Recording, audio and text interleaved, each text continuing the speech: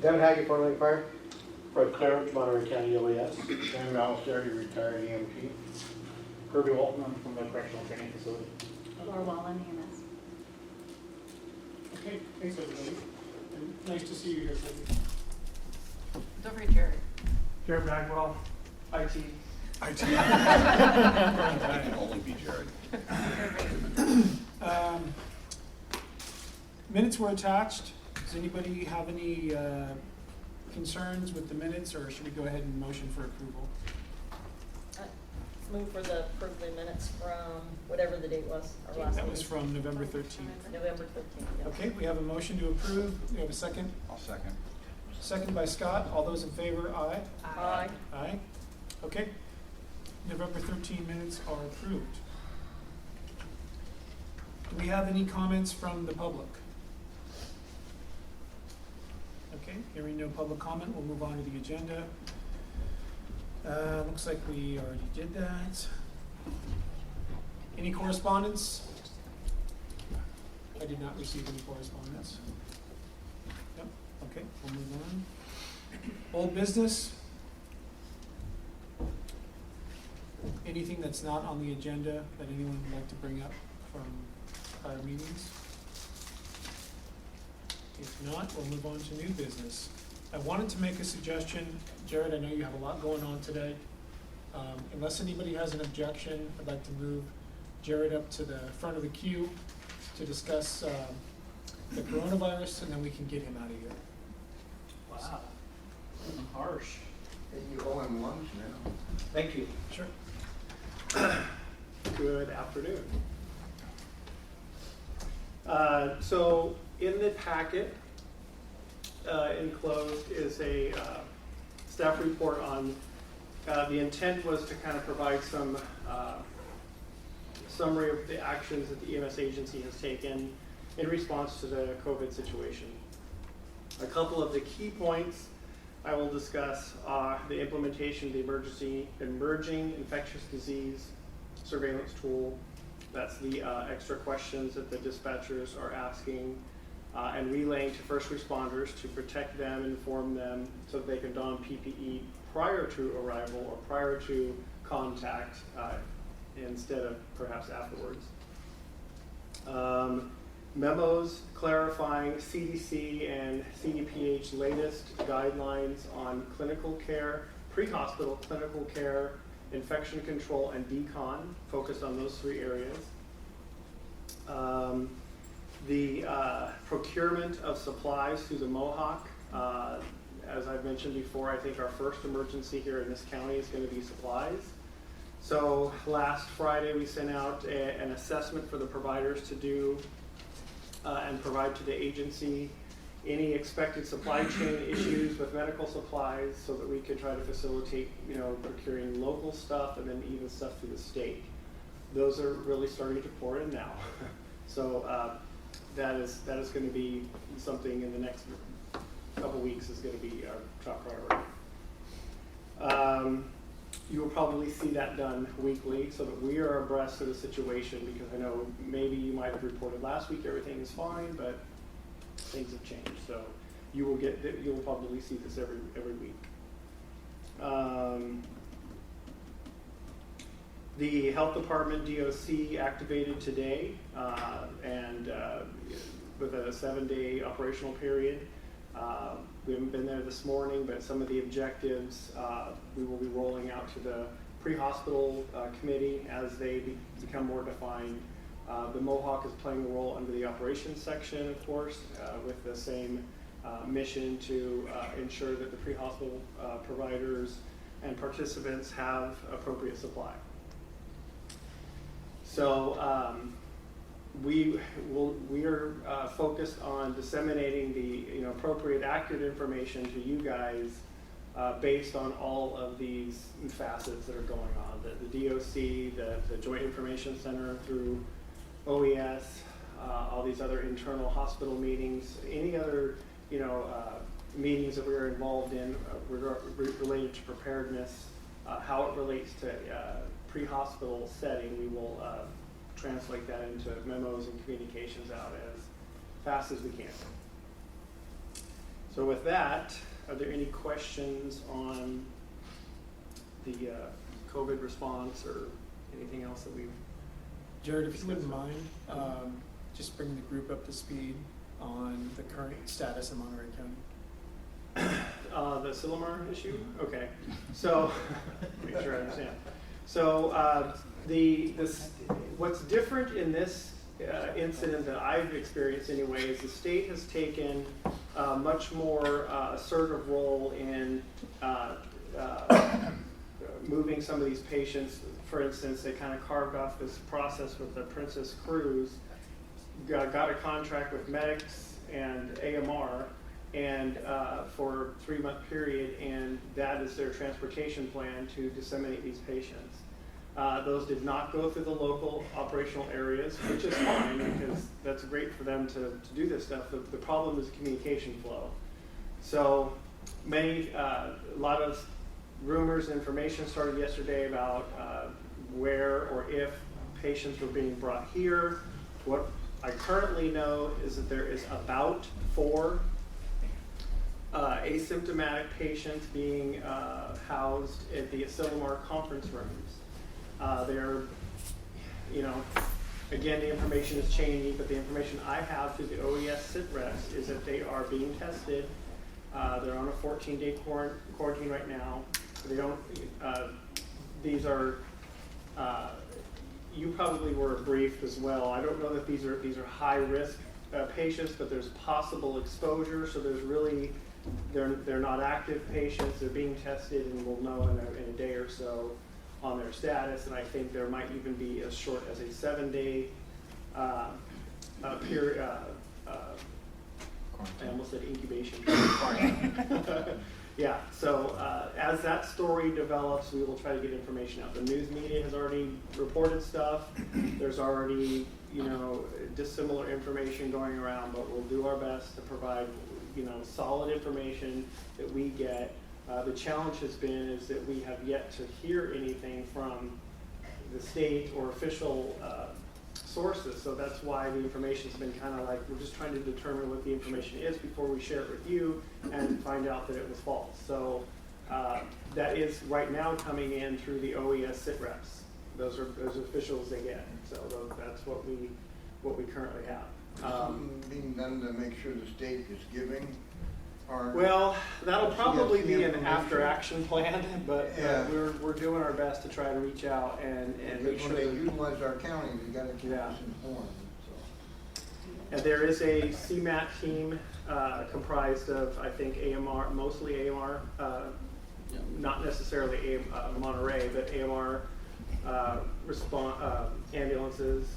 They're all state controlled. The destination will likely not be local, but that's all up to EMSA, and we hope that we will be informed rapidly if that were to happen. Again, these people are asymptomatic. There's 4 of them, and that's the latest. These are county residents, aren't they? No, they're not. not necessarily. The other thing media reported that they were disseminating these people from the cruise back as close to home as possible. That is true. I just don't know if they're from Monterey, but one of the missions was to put them in areas where they live. So it is likely they could And be. I don't understand why they couldn't isolate them at their homes. Yeah. Why they have to go to a public place. Well, I'm sure 6 months from now, when we all after action and stuff, we'll learn a lot. But that's where we currently are here. Okay, good. Eric, I can add a couple of points from Sure, a county please. perspective, if that would be helpful. So the EOC, the county EOC was activated at level 3, which is our lowest level of activation. And what that really means is that OES staff are manning it from our offices, that sort of thing. As Gary mentioned this morning, a Joint Information Center, or JIC, has been activated, and that includes Maya, the county PIO, Karen Smith, the public health PIO. They have a subgroup, as they described, of hospital PIOs who have actually gotten together. And that JIC is basically coalescing as we speak to figure out exactly who should be involved and how it's going to operate, that sort of thing. It's being coordinated by the OES folks. Public outreach also includes answering of non-medically related questions by 211. That system has been in place in the county for a long time, but the call volume has ramped up, as you might expect. And what they give are answers about things like, protecting yourself and reducing the spread of the virus and that sort of thing. I'll be the operations section chief if we really ramp up in the EOC. County leadership gets together every Monday afternoon to plan the county level response. So those are department heads from the various departments in the county who will be working on this together. HR, the public health department, the CAO's office, OES, a number of others, so that they can have a more coordinated response. Nick Chulos last week was designated as the county czar, so to speak, for the overall county response to coronavirus. As was mentioned, the public health DOC has been activated. Proclamation of a local emergency was issued by the CAO last Friday, and that was approved by the Board of Supervisors at their meeting yesterday. And basically, that doesn't necessarily mean that there's an acute emergency in the county right now, but it does free up the county to more effectively use the resources that are available. It streamlines some of the bureaucratic processes like contracting with vendors. You don't have to go out to bid and get approval by the board in advance and that sort of thing. Certain HR policies and procedures can be developed during a proclamation. There was a presentation to the Board of Supervisors last week done by OES and Public Health, which preceded the approval of the proclamation. And a good place to go for information is the Monterey County Health Department website and our website. And if you go to our website, there's a coronavirus tab, and if you click on that, you'll find a link to the Health Department website, the California Department of Public Health, the World Health Organization, and the CDC. So there's a lot of misinformation going on out there right now. If you really have a question and you want to see the latest guidance from the experts, the people who are dealing with this on a daily basis, go to one of those sites and pull information from them. Everything from school closings to how to decontaminate a vehicle, as you were mentioning earlier. There's a lot of really good information on those websites, and it helps to stay away from some of that misinformation. And one last thing I would mention, I've been through a number of these over the years working in the emergency preparedness arena, and one of the things I learned is that it doesn't do much good to pay attention to the numbers or to get really wrapped up in the numbers, because what's going to happen in a situation like this is the numbers are going to go up, more people are going to get sick, more people are going to die, but it's very easy to get wrapped up in that, and the fear level and the anxiety level starts to increase. So just pay attention to the guidance about good hygiene practices, what you can do to slow the spread of the virus, pay attention to that official guidance and that kind of thing.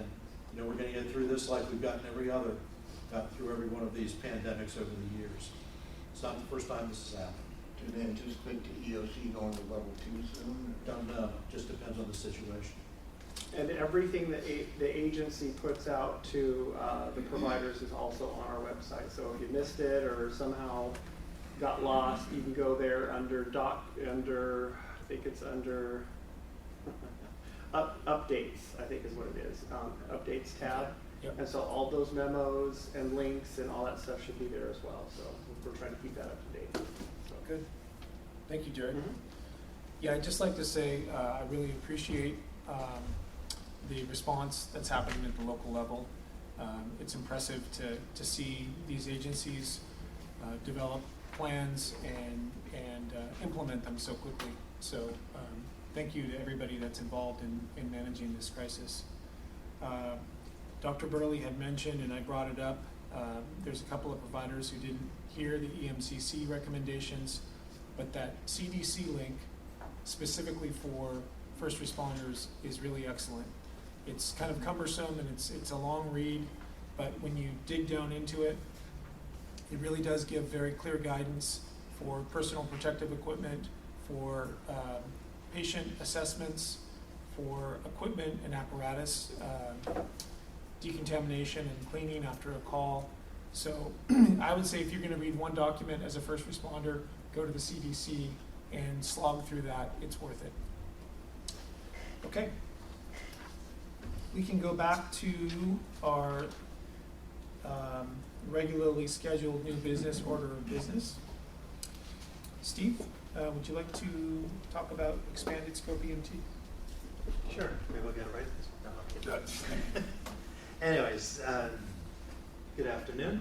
The EMS agency is very happy to let you know that American Medical Response has submitted an application for approval as an EMT expanded scope provider, both on their paramedic ambulances as well as on a newly established EMT ambulance, which would be staffed with 2 EMTs with the expanded scope training, used for interfacility transfers, primarily out of county.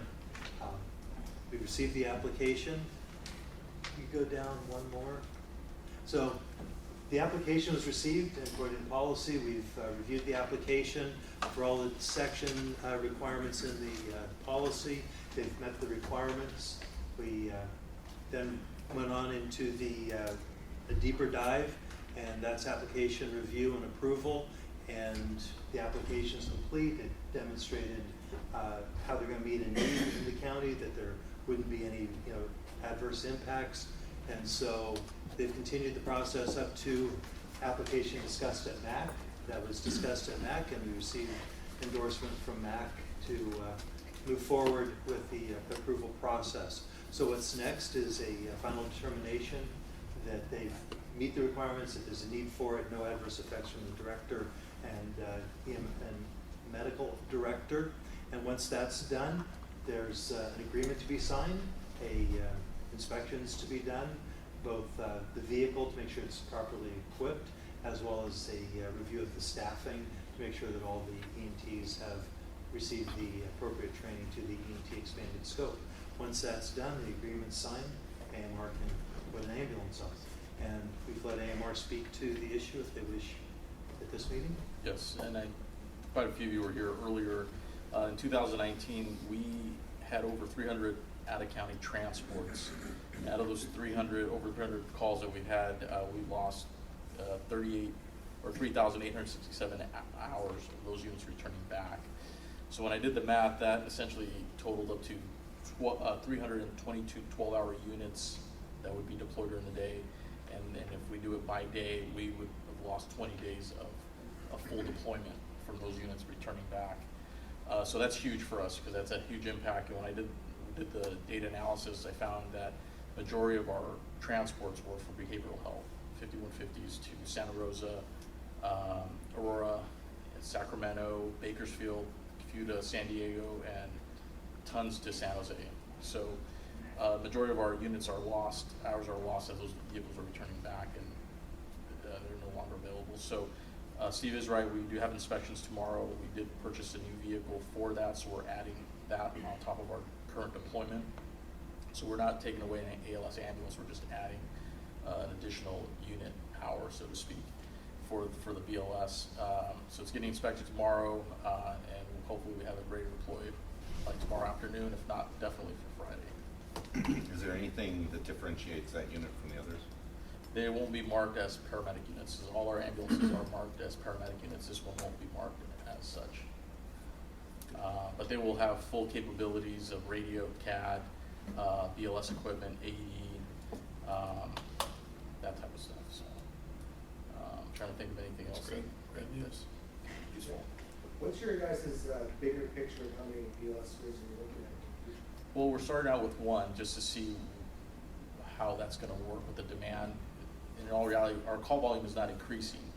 We're just going to try to alleviate the ALS units from doing out-of-county transfers. So if we have call-outs and we have 2 EMTs sitting on ice, meaning that they don't have a partner, we'll pair them up, put them on a BLS unit, and now we'll have a second one if we already have one scheduled. 12 hour or 24 hour? 12 hours for now. We're trying to capture the long-distance transports, because when we send somebody to San Diego, we have to send a team of 3. We can't send 2, just for the fatigue issues and all that stuff.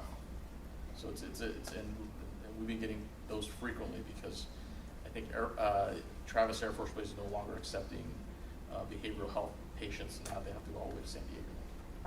So that's huge.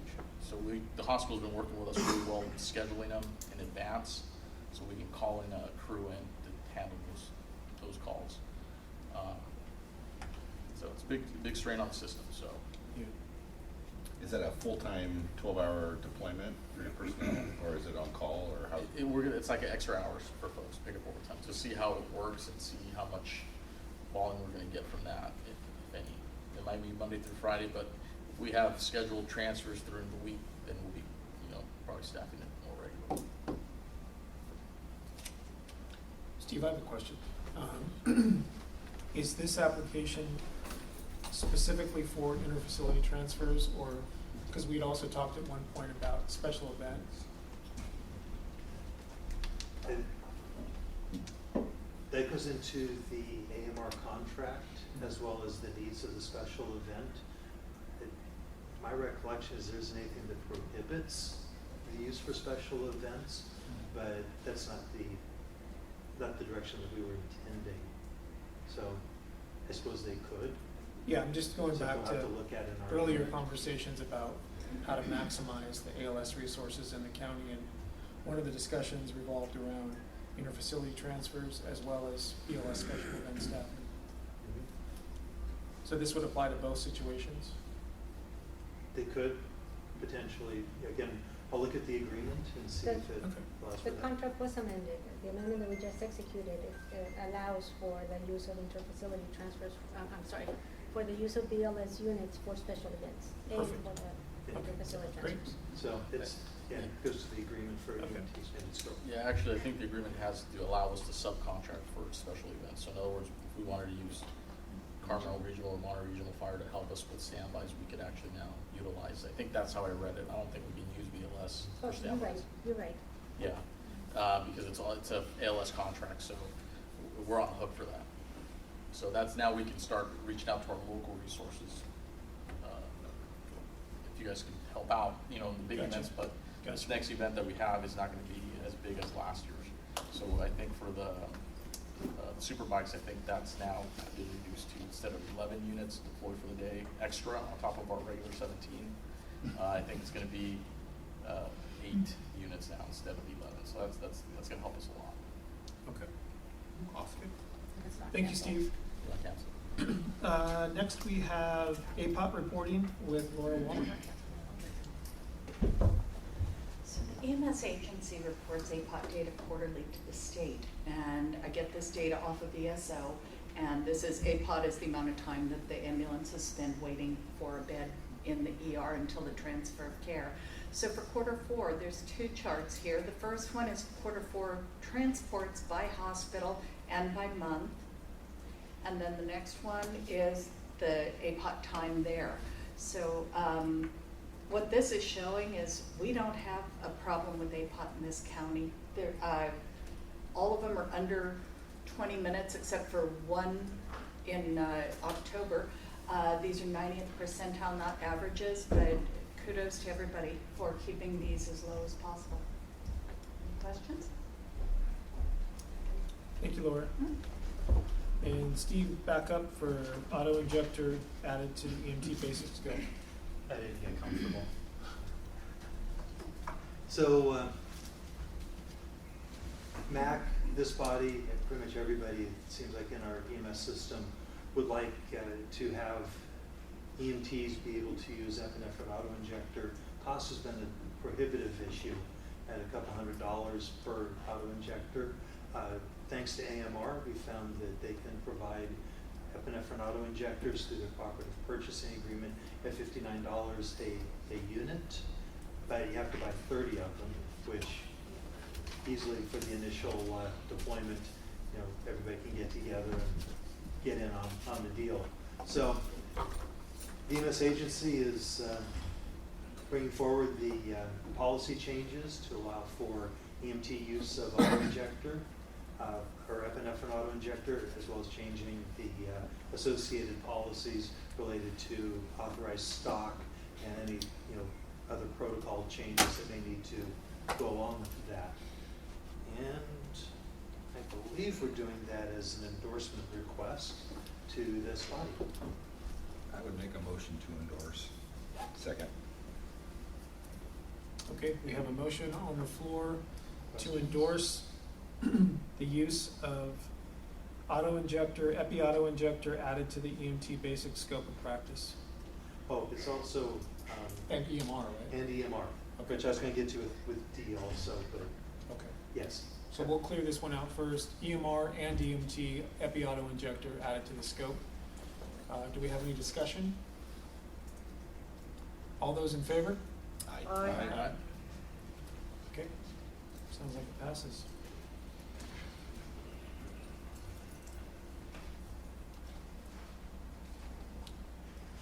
And do you want to roll into the naloxone? I'll roll into D. So last year, we brought naloxone to the EMT scope of practice, and something of an oversight, should have also brought it for the emergency medical responder scope of practice. So ultimately, what we're asking is endorsement from this group to change EMR scope of practice and related policies and protocols to allow EMR to also give naloxone, since you'll be seeing that we're trying to give drug addicts the same thing, might as well let our EMRs use it. So, yes. No, motion. Oh. Motion to approve. Okay, do we have a second? Second. Any discussion? I got a quick question. How many EMRs in the county? I don't know. We don't certify them, so we don't have a real handle on that. The issue of EMR using naloxone came up out of Big Sur, because most of the Big Sur firefighters are not EMT. So to make an impact in their response, they asked about EMR, and it's permitted in Title 22 with the policy changes, especially the policy that you should have in your packet related to EMR optional skills training. That's required by Title 22 that we have that policy in place. So we put that policy in, and that will allow EMR to function as county under medical director direction. Any other discussion or questions? Just one quick question. What about public safety first aid? Because I know some agencies are going away from EMR, and we got a number of volunteers that qualify for public safety first aid. Are they volunteers? A number of volunteers that someone called. So Good Sam did that? Not really. We can do public safety. No, all country. Again, we Yeah. require a policy update, Okay. and depending on the number of folks who we would need to move that for, I suspect we would see about moving that forward off cycle or just as part of the next cycle. Perfect. Thank you. Let me know what you're looking for, and we can figure out how to make that work. All right, thank you. Any other questions, discussion? So the motion on the floor is to authorize the use of naloxone for emergency medical responders and to adjust protocol appropriately And policies. and policies. Unless there's any further discussion, all those in favor? Aye. Okay, motion carries. Thank you, Steve. And continuing on the subject of naloxone, Tom.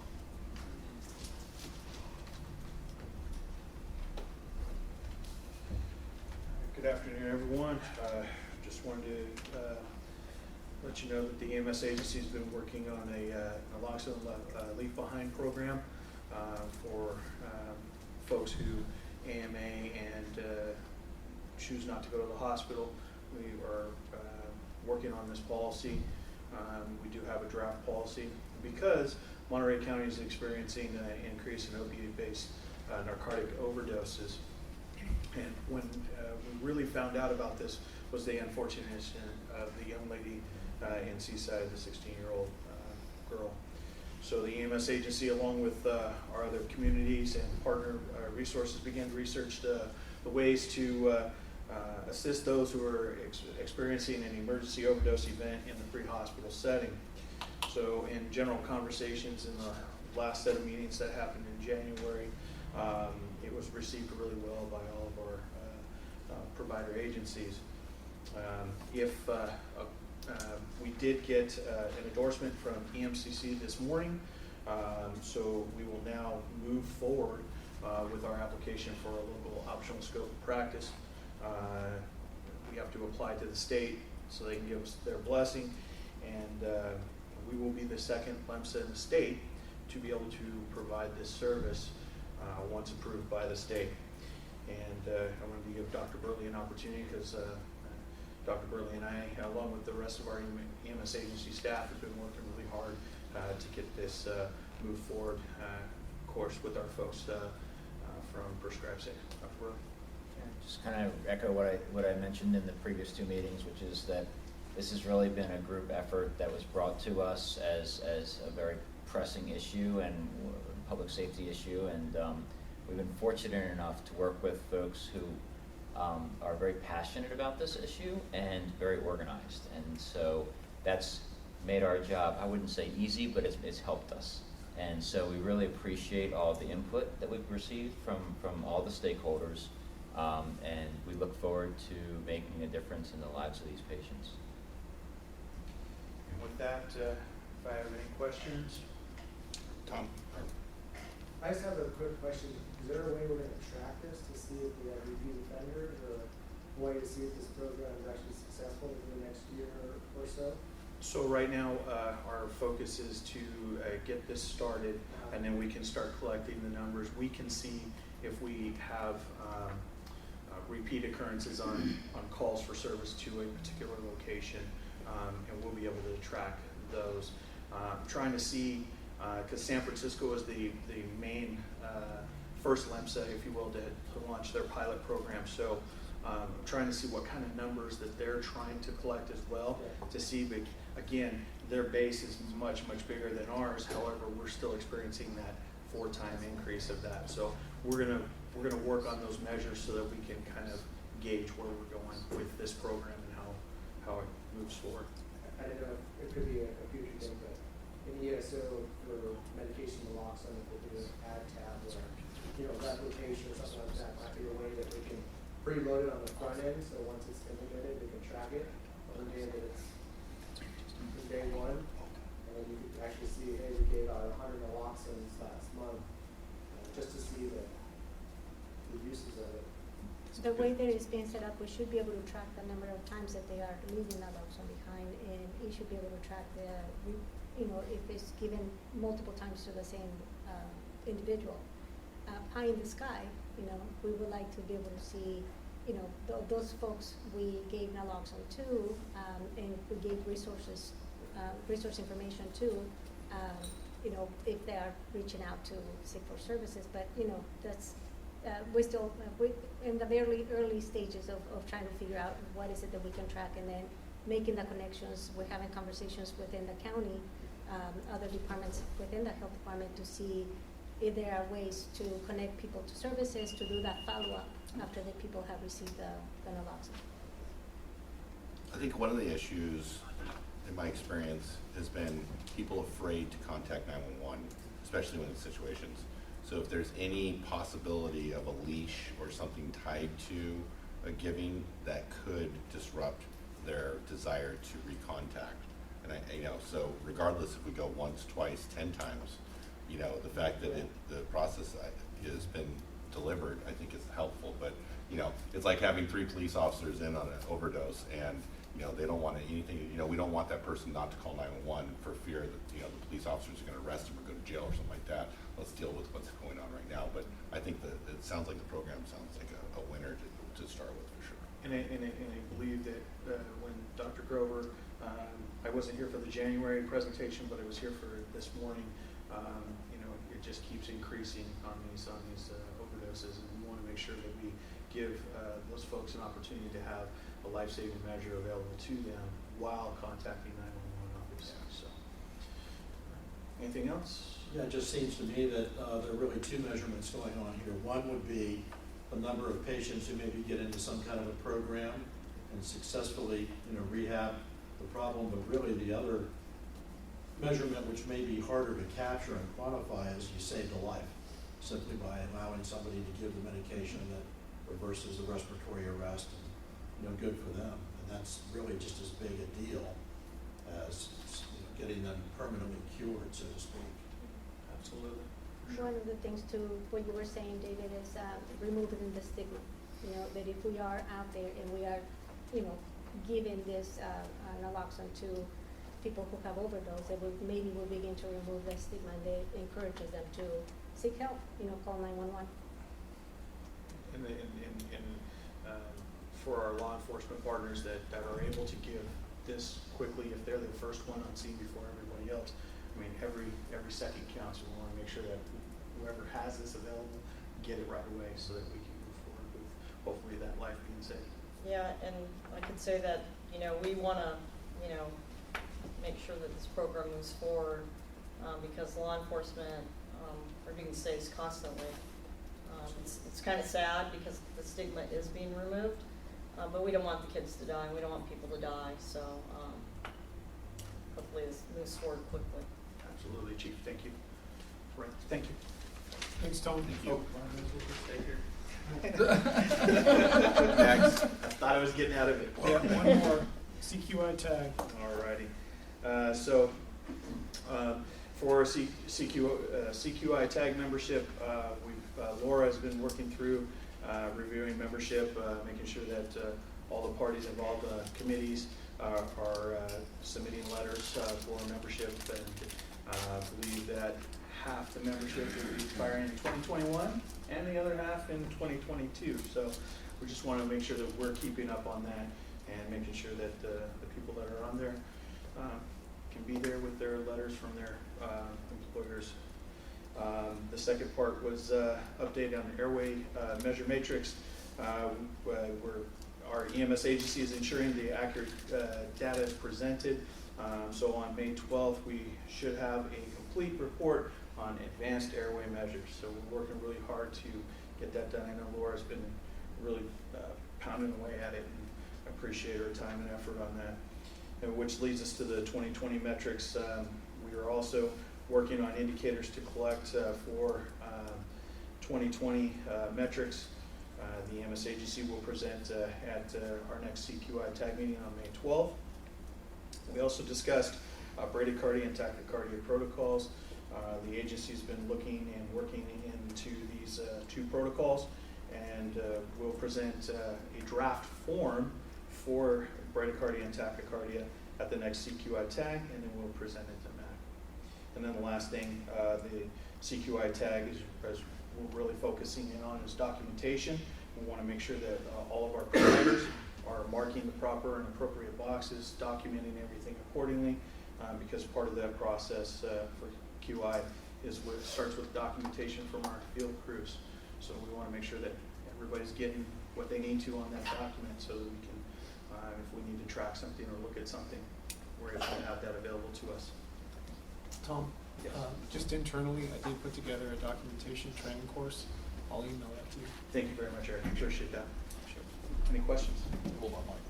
Thank you much.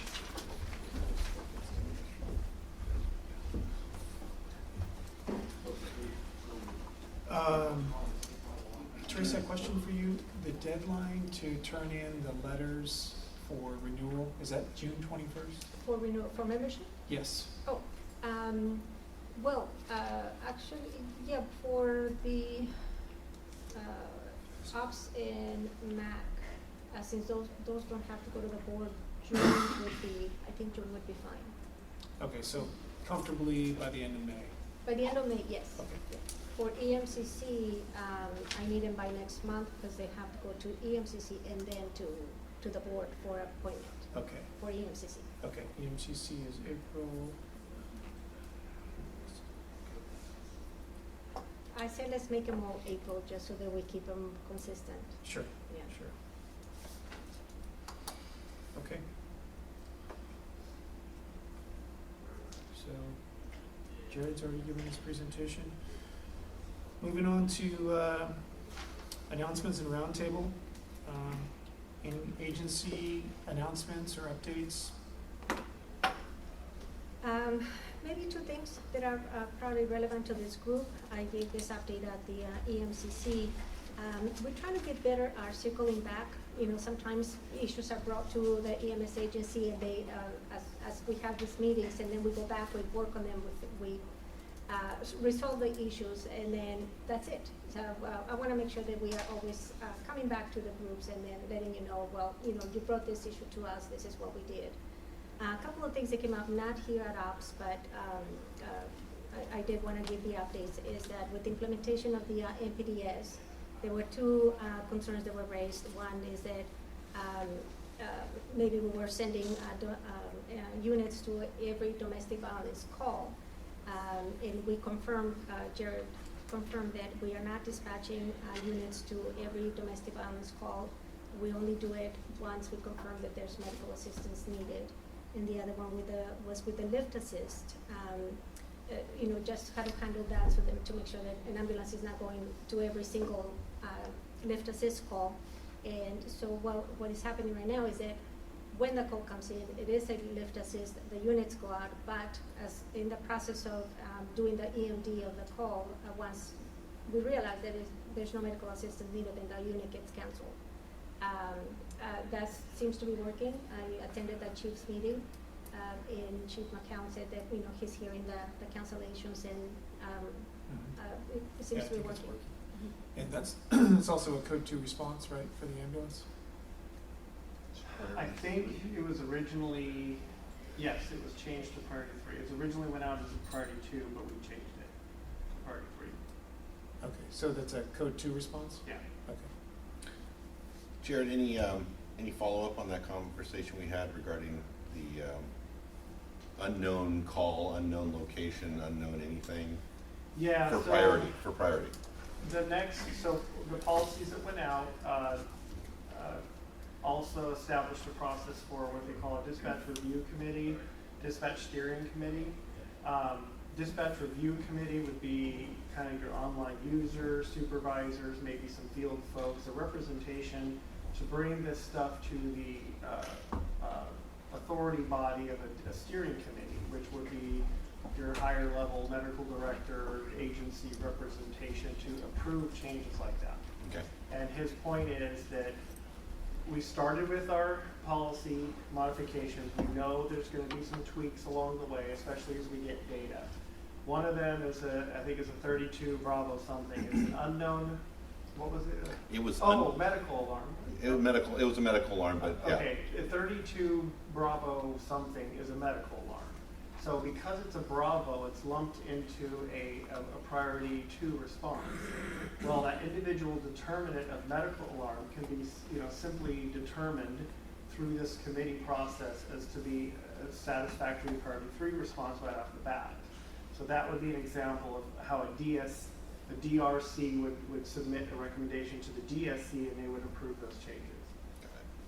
So the next step of that is getting the DSC and DRC established, and I'm working on that. What we were discussing was a couple weeks ago, we were dispatched to the middle of Pebble Beach Forest by the Lone Cypress for a GPS medical alert alarm, and the company that contacted 911 to start us had no subscriber information. There was no information whatsoever. There was no actual human being that could be confirmed that was in need, and it was at an address that didn't exist in Pebble Beach. So they gave us the closest intersection. So here we are with a big, you know, CAL FIRE ladder truck and our ambulance whipping code 3, and it just seemed really silly to, you know, without any confirmation whatsoever. There was no subscriber. The phone number was out of Texas. It was just really a hard sell. To put so much risk involved in this response. So it was just a question I had. Yeah, I think once, you know, we've established this new procedure, but every, you know, fire agency has their response methodology that we talked about. They can make those recommendations on their own and just supply that information to the EMS agency, so we're, you know, aware of what the response is, but it can also apply to ambulance response. So that's a great example of how it would work. Good. So we'll try to get that up and running as soon as possible. Any other agency updates or member comments? Okay. In the future, if there's any agenda items, Is Troy off today? I didn't see Troy today. Troy's out this week. Okay, so please supply any future agenda items to Troy Mead or to myself. And kind of a closing statement. As we know, we're in the midst of a very rapidly and frequently shifting public health crisis. A lot of information coming out almost by the hour. And I would just ask, as public safety professionals, we utilize the resources that have been discussed today, that have verified federal and state and local resources, and try to be sources of factual information whenever we can. Thank you very much for your attendance, and we will adjourn. Our next meeting, I believe, is going to be the 12th.